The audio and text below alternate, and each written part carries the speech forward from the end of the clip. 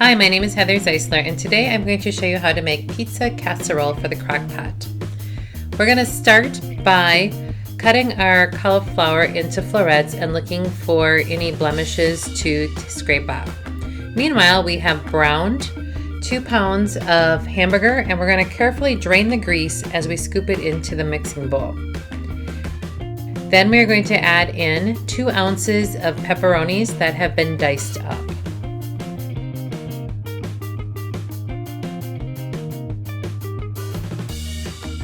We are going to add in oregano, which will be 2 teaspoons. I've doubled the recipe because I'm feeding a family of 6. So the recipe that's posted on my Facebook page is for half this amount. This makes 8 servings when you double it, so 4 servings when it's not doubled. Now we're adding in the 2 teaspoons of basil.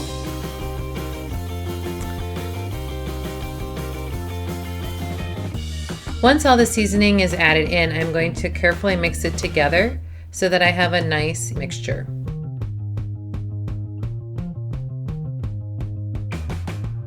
I'm also going to add in some black pepper, but I like the really cool grind it yourself black pepper, but it tends to be more work than it's worth sometimes.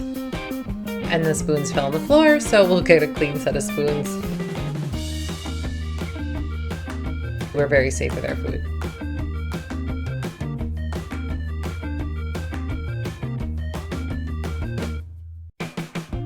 Oh, there we go. Got the lid off the black pepper. We're going to carefully measure out half a teaspoon of black pepper, but it's going into the 1/4 teaspoon measuring spoon because that's what was handy. Okay, so now we're going to mix that up again so that it's evenly mixed, so there aren't going to be like pepper spots in the finished product. And we're going to add in our grated fresh Parmesan cheese. I like the grated fresh Parmesan cheese because it melts better and it has a richer, deeper flavor than the Parmesan that you would typically find at a pizza place, the crumbly kind. So it's going to be a half a cup of Parmesan, and that's a 1/4 cup measuring cup, so we're going to measure 2 of those into the mixture.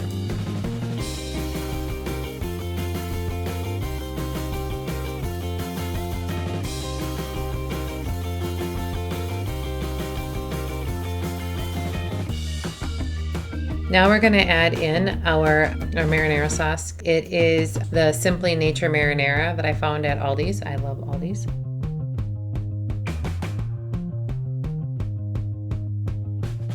And I like to pour it all in directly, and then my grandma taught me to always make sure that I get the last little bits out of the jars, and she would actually take a spatula and scrape the insides of the jars to make sure that they were fully clean before she was done with them. So once everything has been mixed up and it is nice and homogeneous, we're going to put it into the Crock-Pot dish so that it is ready for tomorrow or whatever day you're going to have it. Typically, I wouldn't keep it in the fridge longer than 2 days though, if you're going to pre-make it and put it into the dish itself.